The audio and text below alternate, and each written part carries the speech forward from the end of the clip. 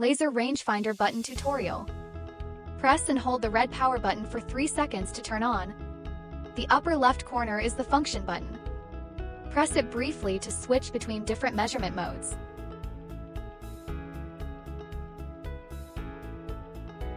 The upper right corner is the reference button.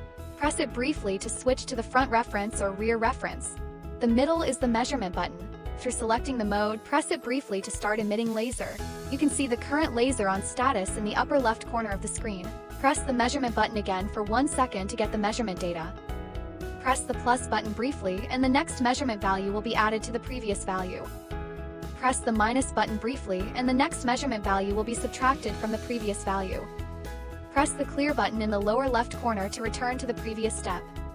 The lower right corner is the history button, which can be used to view the measurement records. You can use the plus and minus buttons and the history button to flip through them. To 99 items can be stored.